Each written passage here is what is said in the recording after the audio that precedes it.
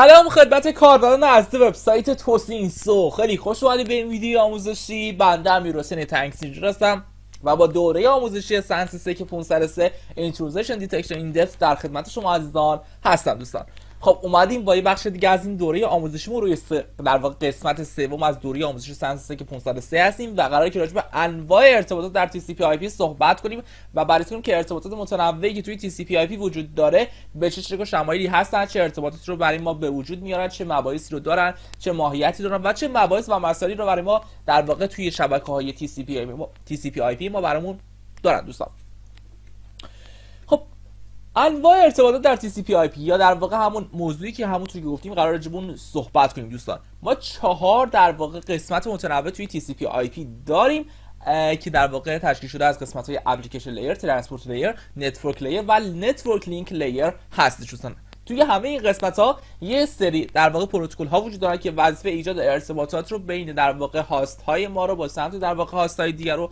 برای ما دارن بدون هیچ مشکل و فرآیند خاصی و ما می‌خوایم داخل این لایه‌ها بررسی کنیم ببینیم به چه شکل شمایلی هستش ایجاد ارتباطات ما در این لایه‌ها بین دو تا هاست متنوع که هاست A و هاست B مثل قسمت قبلی مثال ما هستن برای توضیحات و در واقع ارائه موضوعاتی که قرار راجع بهشون صحبت کنیم. دوستان اولین موضوعی که ما راجع بهش صحبت کنیم در واقع قسمت اپلیکیشن لیر هستش. اپلیکیشن لیر به همچین شکلی ازش که همونطور که اشاره کردم توی قسمت قبلی و گیرادتون رفته مشکلی نیست، الان دوباره با هم دیگه به طور کامل بررسی می‌کنیم. به این شکل که اگر هاست A بخواد با هاست B ارتباط برقرار کنه که برای مثال هاست A من یک کلاینت باشه که وب براوزر خودش رو باز کرده، مرورگر وب خودش رو باز کرده و میاد چیکار میکنه، یک در واقع ریکوست HTTP، یک درخواست HTTP به سمت در واقع وب سرور وبسایت توسینسو ارسال میکنه. HTTP پروتکل وب هستش. دوستان پروتکلی که وظیفه اینو داره این وبسایت توسینسو که شما دارید ازش استفاده میکنید و دارید ویدیویی که الان دارید براتون پخش میشه رو میبینید خیلی راحت به لطف پروتکل در واقع HTTP و HTTPS هستش که شما میتونید این در واقع وبسایت رو ببینید و باهاش ارتباط داشته باشید. دوستان عزیز به همین شکل وب براوزر وظیفه اینو داره که بیاد چیکار کنه، بیاد وبسایت ها رو برای ما باز کنه بتونیم با ارتباط داشته باشیم به سمت اون وبسایت ها. خب وقتی که از طریق وب براوزر هاست A من بخوام ارتباط داشته باشم به سمت وب سرور وبسایت توسینسو، خب اصولا یک ریکوست ایجاد میکنم و میفرستم به سمت وب سرور توسینسو و درخواستی که میخوام رو وب سرور توسینسو به من برمیگردونه و مسائل مباحث اینچنینش با هم دیگه پیش میره. دوستان یعنی به همین شکل شمالی میشه در حالت اپلیکیشن لیر من که یک قسمت من میشه یک کلاینت من و یک قسمت دیگه میشه یک سرور یا یک در واقع اپلیکیشن خاصی که من میخوام باش ارتباط داشته باشم. حالا این در واقع هاست من خودش هاست صحیح، ولی این سمت سرور صرفا نمیتونه وب براوزر باشه، صرفا نمیتونه یک وب سرور باشه، میتونه هر سرور دیگه ای هم باشه که بیاد برای من فرآیندمو انجام بده. دوستان یعنی صرفا ماهیت اپلیکیشن لیر ما فقط وب سرورها و پروتکل HTTP نیستش، میتونه در واقع یک میل سرور باشه، یک ایمیل سرور باشه که هاست بی من در واقع هاست A من متصل بشه به سمت هاست B که یک میل سرور هستش، در واقع ایمیل های خودش رو ارسال کنه، چک کنه، صندوق در واقع ورودی ایمیل های خودش رو بررسی کنه و مباحث اینچنین و متنوعی که وجود داره داخل ایمیل های خودش رو با هم دیگه پیش بره بدون هیچ مشکل و فرآیند خاصی. ما هم نگاه نمی‌کنیم، پرایوسیشون رو در واقع حفظ می‌کنیم، بعد در واقع به پرایوسی هم دیگه احترام بذاریم. دوستان در کل به این شکل قسمت ترانسپورت لیر ما که تشکیل شده از دو بخش TCP و UDP هستش. دوستان در واقع گفتیم که TCP ماهیت اون و در واقع ماهیت اون نسبت به UDP خیلی بهتره ولی خب سرعت کمتری داره. چرا میگه ماهیتش بهتره؟ گفتیم که در واقع TCP به این شکل هستش که تمامیت داده های ما رو به صورت کامل تضمین میکنه و اگر مشکل خاصی بین داده های من وجود داشته باشه در واقع به من اطلاع میده و نمیذاره هر بسته‌ای رد و بدل بشه بین دو طرف من. و در اینجا اگر هاست A من در واقع یک کامپیوتر خاص باشه، یک هاست خاص باشه و این طرف در واقع میتونه یک چیز دیگه باشه، در واقع یک هاستی باشه مثل یک اپلیکیشن خاصی باشه، یک نرم افزار خاصی باشه، یک نرم افزار تحت وب باشه. صحیح ترانسپورت لیر وظیفه این رو داره که بیاد چیکار کنه، بیاد کانکشنی که من میخوام یا در واقع ارتباطی که من میخوام رو بین یک اپلیکیشن و بین چندین هاست مختلف رو برقرار کنه. یعنی بدونه در واقع چیکار کنه، بیاد توی شبکه من ارتباط نرم افزارها و کلاینت های من رو توی شبکه من برام برقرار کنه. یعنی به لطف TCP یا در واقع ترانسپورت لیر من TCP و UDP ارتباط در واقع هاست‌های مختلف به سمت یک در واقع اپلیکیشن خاص، به سمت یک نرم افزار، یک سرویس خاص برقرار میشه بدون هیچ مشکل و فرآیند خاصی.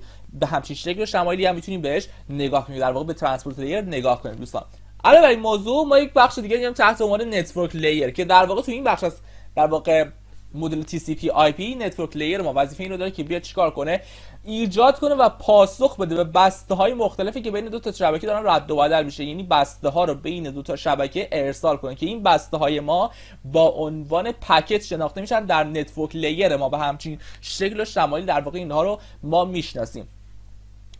در این اسلاید اومده چیکار کرده؟ اومده در واقع اینجا رو در واقع دو تا در نظر گرفته. یعنی اومده بازفر از استاندارد OSI در نظر گرفته و بعد دیتا لینک و در واقع فیزیکال لیر رو آورده به اساس استاندارد OSI. ولی خب توی TCP/IP همونطور که خودتون میدونید در واقع بخش دیتا لینک و فیزیکال ما به همچین شکلی هستش که با عنوان در واقع نتورک لینک میشناسیم. ولی خب چه بهتر که اینو آورده که ما بتونیم خیلی دقیق‌تر و بهتر به اونها بررسی کنیم و پیچ فهم ببینیم به چه شکل و شمایلی هستن. دوستان در بخش در واقع دیتا لینک لیر ما یا در واقع دیتا لینک لیر ما که با عنوان در واقع پروتکل مک ادرس در واقع میاد از پروتکل مک ادرس استفاده، گفتم پروتکل مک ادرس چیه؟ در واقع دیتا لینک لیر با که میاد از پروتکل مک استفاده میکنه، وظیفه اینو داره که چیکار کنه؟ بیاد فریم ها رو بین دو تا دیوایس مختلف، در واقع دو تا سیستم مختلف بین دو تا شبکه مختلف برام رد و بدل کنه. یعنی داخل یک شبکه دو تا شبکه مختلف در واقع دیتا لینک میاد چیکار میکنه؟ میاد در واقع فریم های مختلف رو بین دو تا دیوایس من رد و بدل میکنه بدون هیچ مشکل و فرآیند خاصی. شاید براتون یه سوال پیش بیاد، یک علامت سوالی الان به همتون پیش اومده، سعی که اصلا در واقع علامت سوال بکشم که الان براتون سوال بشه که آیا این پکیجی که اینجا وجود داره با این فریمی که داخل اینجا وجود داره چه تفاوتی وجود داره بین اینها؟ اصلا نتورک لیری که در واقع میاد از IP استفاده میکنه و دیتا لینک لیر که میاد از مک استفاده میکنه و در واقع هر دوشون یه ماهیت دارن، وظیفه اینه که بیان یه سری چیزا رو رد و بدل کنن به سمت در واقع کامپیوترهای من، به سمت هاست‌های توی شبکه من یا در واقع شبکه‌های مختلف من. اما یه سوال، این مک و در واقع IP این مفهوم پکیج و در واقع فریم چه ماهیتی رو براشون داره؟ چه تفاوتایی با هم دارن دوستان؟ هیچ فرقی با هم ندارن دوستان. بسته های ما با عنوان پکیج و فریم شناخته میشن و در واقع این پکیج و فریم یکسان هستن هم توی در واقع دیتا لینک لیر ما و هم توی نتورک لیر ما. یعنی اینا با هم دیگه اصلا فرق آنچنانی ندارن. حالا از یه لحاظاتی با هم فرق دارن ولی در کل فریم و پکیج به معنی همون بسته ها و درخواست ها و اون پیغامایی که میخوایم رد و بدل کنیم بین دو تا هاست متفاوت. ولی خب توی در واقع نتورک لیر ما با عنوان پکیج شناخته میشن و توی در واقع دیتا لینک لیر ما با عنوان در واقع فریم شناخته میشن. به همچین شکل و شمالی اصلا گیج نشید دوستان عزیز. حالا همین موضوع هم میگیم تو فیزیکال لیر هم میگیم دوستان.